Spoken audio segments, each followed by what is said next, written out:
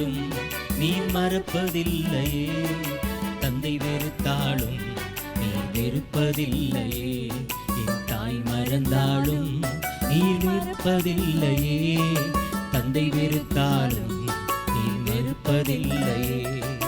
தாயினும் மேலானவர், தாங்கி என்றும் என்னை சுமப்பவர். தந்தை தாயினும் மேலானவர், தாங்கி என்றும் என்னை சுமப்பவர்.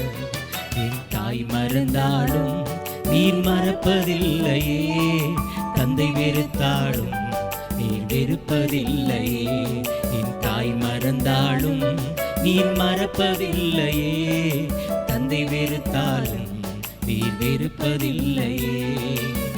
மேற்குக்கும் கிழக்குக்கும் எவ்வளவு தூரமோ அத்தனை தூரம் என் பாவம் அகற்றினீர்.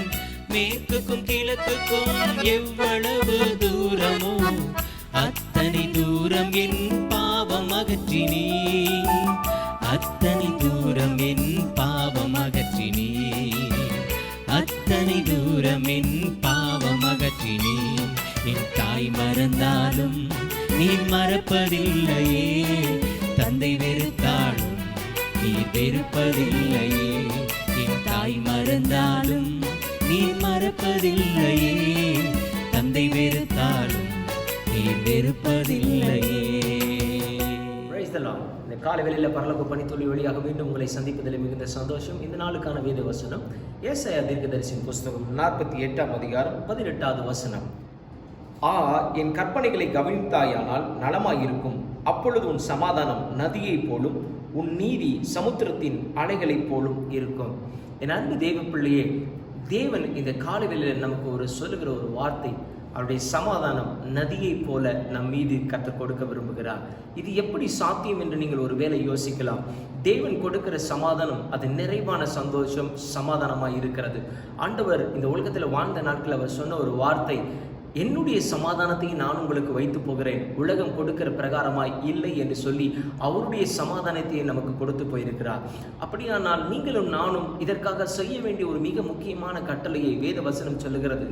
இதற்கு இந்த முதல் பகுதியில் இப்படியாய் வேத வசனம் சொல்லுகிறது, என் கற்பனைகளை கவனித்தாயானால் நலமாயிருக்கும். யாருக்கு தேவன் தம்முடைய சமாதானத்தை கொடுக்கிறாராம்? அவருடைய வசனங்களை கவனிக்கிற பிள்ளைகளுக்கு, அவருடைய கட்டளையை கவனித்து அதன்படி செவி சாய்த்து நடக்கிற பிள்ளைகளுக்கு கர்த்தர் சமாதானத்தை நதியை போல கொடுக்கிற தேவனாய் இருக்கிறார். நம்முடைய காரியங்களை இந்த காலவெளியில் கொஞ்சம் யோசித்து பார்ப்போம். ஆண்டவர் கொடுக்கிற சமாதானம், அவருடைய சமாதானத்தை தருகிறார். ஆனால் என்னுடைய குடும்பங்களில் சமாதானம் இல்லை, என்னுடைய வேலை ஸ்தலத்தில் சமாதானம் இல்லை, எதை செய்தாலும் ஒரு நிம்மதி இல்லாத ஒரு வாழ்க்கை நான் வாழுகிறேன் என்று சொல்லுவீர்களானால் அதற்கு மிக முக்கியமான ஒரு காரியம், அவருடைய கற்பனைகளை கை கொடுக்கிறவர்களுக்கு நதியை போல சமாதானத்தை கொடுக்கிற கர்த்தர். இந்த காலையில் நம்ம யோசித்து பார்ப்போமே, நம்ம அனுதினமும் தெய்வ வசனத்தை வாசிக்கிறோமா, அவருடைய சத்தத்திற்கு கீழ்ப்படுகிறோமா, அந்த வசனத்தின்படி வாழுகிறோமா, அந்த சத்தியத்திற்கு சாட்சியாக நிற்கிறோமா என்பதை கவனித்து பார்க்கிற ஒரு சூழ்நிலைக்குள்ளாக நம்மை நடத்துவாராக. ஏசாயா 66ஆம் அதிகாரம் 12-13 வசனங்கள் இப்படியாய் சொல்லுகிறது. கர்த்தர் சொல்லுகிறது என்னவென்றால், இதோ நான் சமாதானத்தை ஒரு நதியை போலவும் ஜாதிகளின் மகிமையை புரண்டு ஓடுகிற ஆற்றைப் போலவும் அவ்விடமாக பாயும்படி செய்கிறேன். 13வது வசனம், ஒருவனை அவன் தாய் தேற்றுவதைப் போல நான் உங்களை தேற்றுவேன் என்று ஆண்டவர் சொல்லுகிறார். அப்படின்னா கர்த்தருடைய வசனத்தை கேட்கிற பிள்ளைகளை அவர் ஒரு தகப்பனை போல, ஒரு தாயை போல நம்மை ஆற்றி தேற்றுகிற தேவனாய் இருக்கிறார். நம்மை முழங்காலில் வைத்து தேற்றுகிற தேவன். யாருக்கு தெரியுங்களா? குழந்தையை போல அவருடைய வார்த்தைக்கு செவி கொடுக்கிற பிள்ளைகளுடைய வாழ்க்கையில தான் அந்த சமாதானம் நதியை போல பாய்ந்து வருகிறது. அப்படிப்பட்ட தேவ பிள்ளைகளை அவர் எப்படி பார்க்கிறார்னா, தன்னுடைய ஒரு குழந்தையை போல, பால் கொடுக்கிற ஒரு தாய் தன்னுடைய குழந்தையை எப்படி மடியில் வைத்து தாளாட்டுவார்களோ, எப்படி அவர்களை சீராட்டி பாதுகாத்துக் கொள்வார்களோ, அப்படியாய் அந்த குழந்தை தன்னுடைய தாயின் மடியில் இருக்கும்போது ஒரு சமாதானத்தை அனுபவிக்கும், ஒரு தைரியத்தை அனுபவிக்கும். பாருங்க, அந்த தைரியத்தை கர்த்தர் நம்முடைய வாழ்க்கையில கொடுக்கிற தேவனாய் இருக்கிறார்.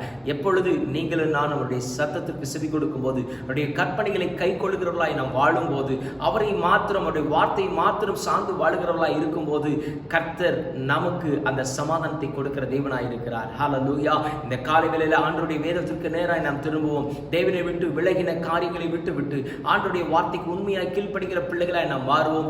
நிச்சயமாக கர்த்தர் ஒரு ஆசீர்வாதமான சமாதானத்தை உங்களுடைய வாழ்க்கையில தருவார். கண்களை மூடி கர்த்தரை நோக்கி பார்க்கலாம்.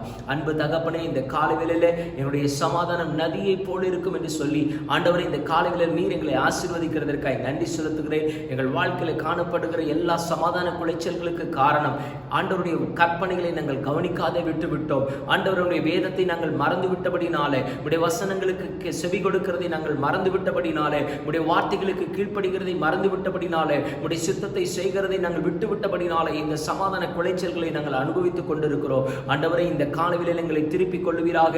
இந்த நாள் முதற்கொண்டு நாங்கள் உடைய வேத வசனத்திற்கு கீழ்ப்படிய, உடைய சத்தத்திற்கு செவி கொடுக்க எங்கள் ஒவ்வொருவரையும் அர்ப்பணிக்கிறோம் ராஜா.